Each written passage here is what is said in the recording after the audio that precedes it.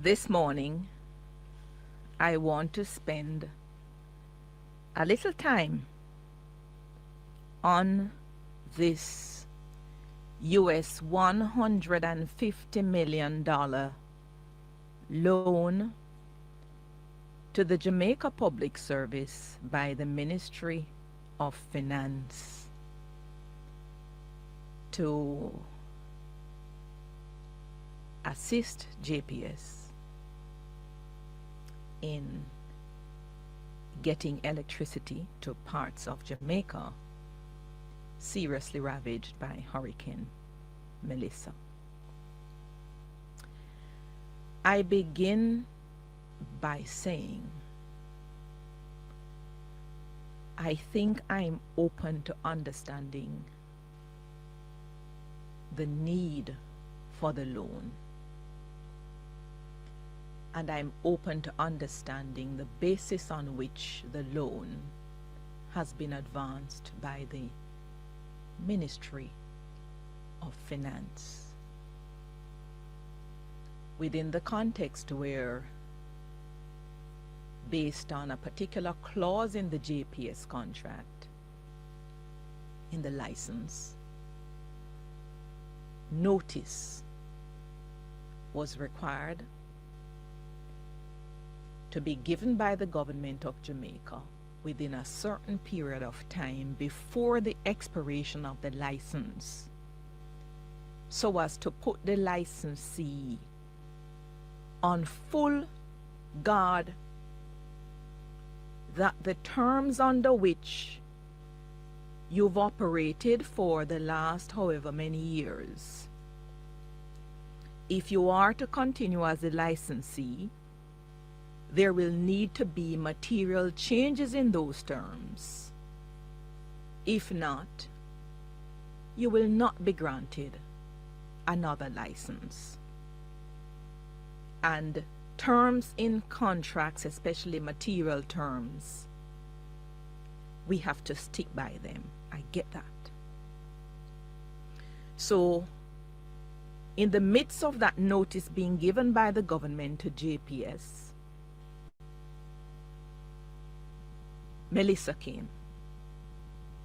And Melissa having come and done the tremendous damage that she has, JPS has found itself in a financial bind. But the financial bind does not only imperil JPS as a private entity, but it imperils the growth of the Jamaican economy. It imperils the livelihood of thousands of individuals, particularly in the western end of Jamaica. And the government has to consider, what do I do in these circumstances? The challenge I am having is that there's not much clarity that is coming regarding this loan. In fact, it seems to me as if the Finance Minister, Favour Williams, and the Energy Minister are not saying quite the same things. But on top of that, the things that are being said, the explanations that we expect to come from the Finance Minister, especially because the loan is coming through the Ministry of Finance, we don't seem to be getting those responses. And I must tell you that I am not searching for another Nigel Clark. I've come to the point of accepting that he's one of a kind. But you see, especially when you are so different, Minister Williams, from what we had before, you are going to have to burn the midnight oil and step up big time. And in addition, you are a woman. And because you're a woman, we have to be 10 times as good, 5 times better. If not, the criticisms of us will be extremely caustic. So as I watch the Standing Finance Committee of Parliament reviewing the third supplementary estimates,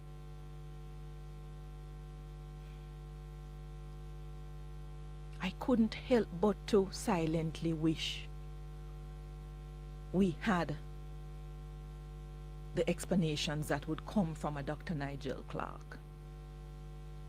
Though I've accepted he's no longer the minister, but at this time, with so many things being uncertain, they seem good, but you want clarity in the explanation, we don't need to be relying on the financial secretary to whisper anything to the minister. What Dr. Nigel Clark used to do is to make sure he prepares a statement that he presents to the Parliament before any questions are asked. So whatever questions people had to ask, they were sort of OTUs. They don't make no sense anymore. Because when he was done teaching, your questions became redundant. But there were so many pauses and gaps and breaks and just silence in the middle of the Standing Finance Committee on Tuesday that it was uncomfortable. There is one particular member, well, perhaps two, as I watch the Parliament, and I believe the Parliament is a great reservoir of information, not only laws but how things function.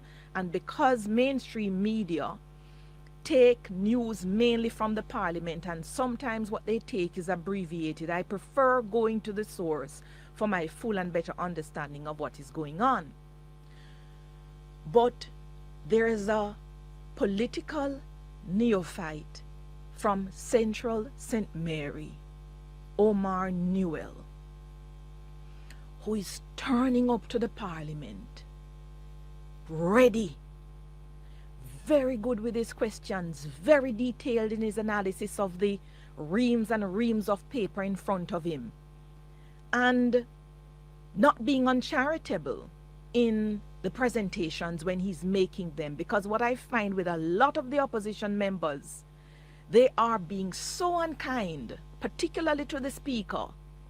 There's one of them who doesn't even say, "Thank you, Madam Speaker," when he's recognized for speaking. And it is so obvious, whatever the intention is, it is so obvious. He's not among that group. But the young man is so clinical in the questions he's asking that I warn government ministers and members, be up on your brief, because what Omar Newell is exposing, it is something to be applauded. He is to be encouraged, because that is the sort of keeping the ministers on the toes in the Parliament that we need from an opposition member. And so, because of that, the other person who I think is really impressive this time around in the lower house, and not surprising because he was quite like that in the upper house as well, is Damien Crawford. And the beautiful thing about Damien is that he has such a tremendous sense of humor that he does this very soft recalibrating to add a little humor so that whatever he says, it doesn't really come across offensive unless he deliberately intends it to be offensive based on the circumstances. But I go back to the substantive matter. We were told some weeks ago by the Energy Minister that JPS required about $450 million or so to complete the transmission, distribution, and getting people all across the country back up on the grid with electricity. He told us that this government will not countenance the delay because JPS was forecasting going into May, June, or thereabouts to get the entire country back up. You can imagine the ways in which the economy would suffer if that timeline was to hold. So he told us of the decision by the government to grant a loan of US 150 million. The details he promised would come from the Ministry of Finance and the Minister of Finance when the details were worked out. So that should have put the Minister of Finance on full alert that an active opposition bench will have a slew of questions on this issue. And even before the questions come, there are a number of things you need to anticipate and ensure that you and the Energy Minister are somewhat in sync with what is being asked by JPS and what exactly is the government able to provide, and if there is another tranche or another portion that is needed by JPS, even if you do not know where that funding is going to come from because it is not your business, you must have satisfied yourself on whether what you're giving, is it sufficient? And if it's not sufficient, what does the insufficiency mean? I don't think I am getting those responses.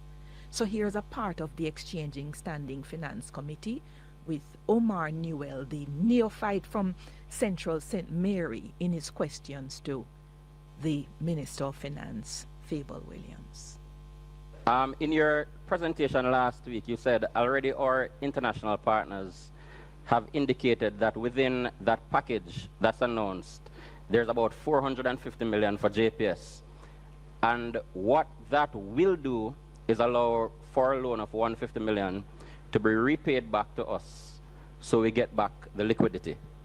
Minister, would you agree that just based on the questions asked earlier and the answers that you have given, that that statement is premature and the loan is at now speculative at best?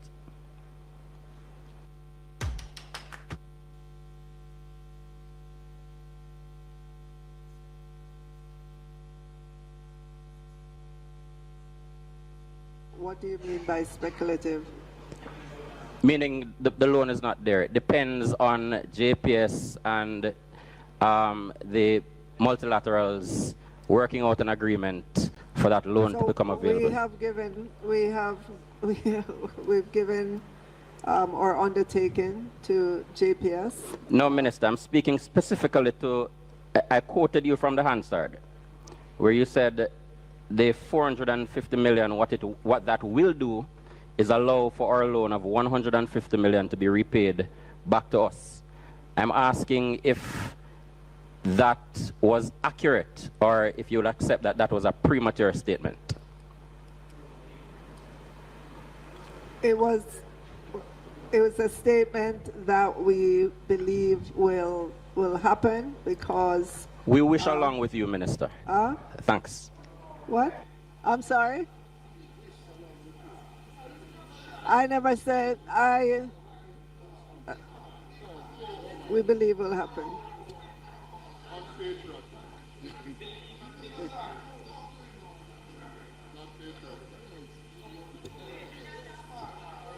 So member, you have no idea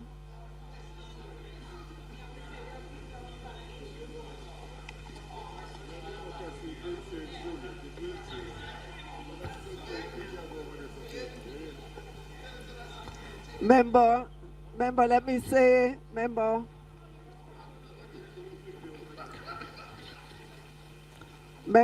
just let me say, since the announcement, since the announcement of this $150 million loan to JPS, you would have heard the minister talk about what it will do in terms of just ensuring that we have electricity island-wide over the next 2 months, which is significant.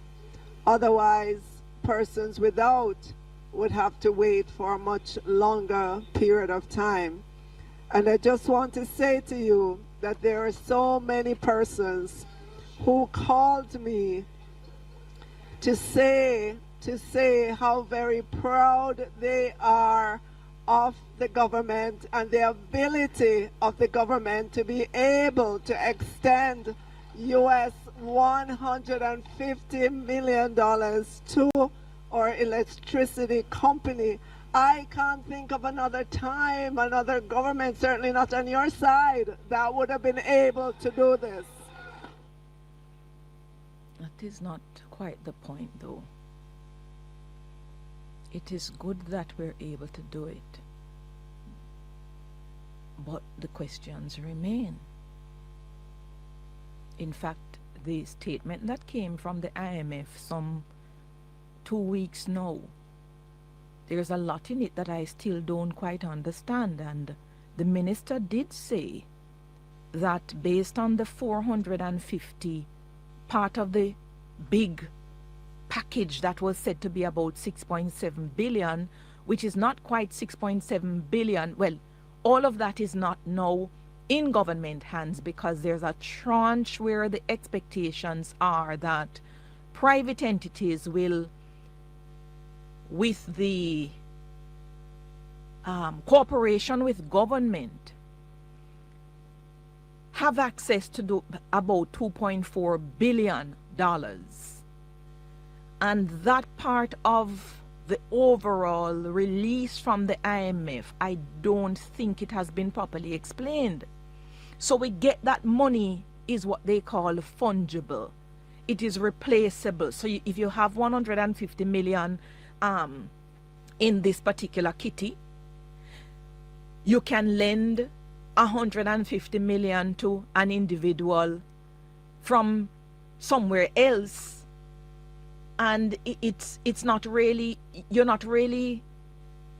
don't need to specifically say, I'm taking 150 million from this particular source to lend to JPS, because what you're demonstrating to us is that you have the ability to do so, but answer the questions about what you told us about the 450 million from the multilaterals that we will be able to claw back on the 150 that we lent to JPS. I have not heard those answers.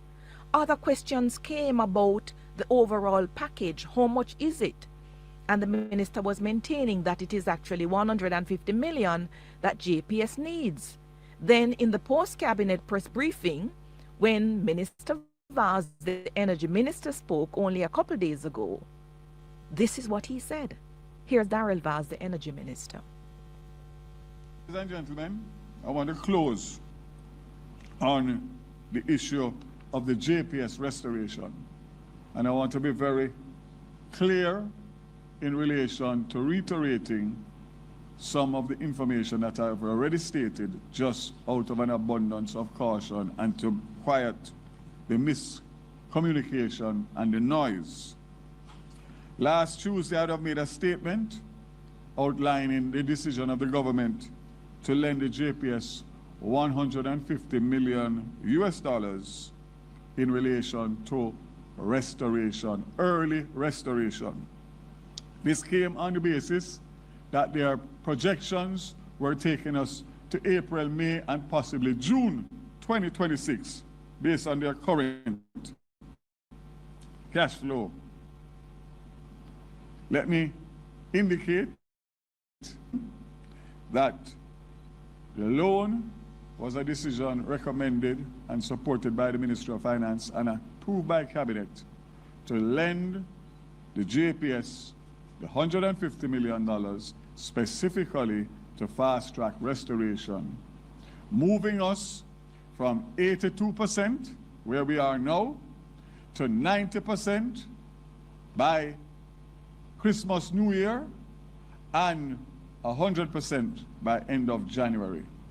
That would mean taking on 300 additional linesmen on top of the 170 that are here now. Without that money, the 170 linesmen would have been decommissioned this week, meaning that they would be decommissioned and have to leave because there would be no funding to pay them.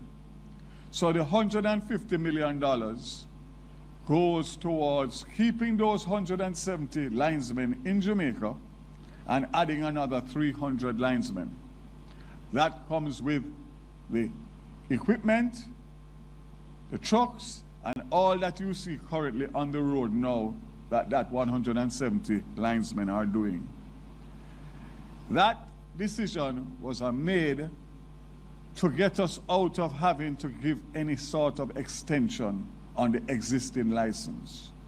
This minister and this government made a commitment to the people of Jamaica that the license that expired in 2027 would not be renewed on the same terms, which we all know and agree that the license is 25 years old. It was flawed from day one, and it is even more flawed based on the time that has elapsed and what the energy landscape does now. We get that. We get that. The issue is that we need more answers on the loan itself, and we want to understand whether there's a $450 million package from the multilaterals, from which the $150 million will be advanced to JPS. When does that begin? And all attending matters. And I don't think, it's not clear to me from the answers so far given. Protecting your personal data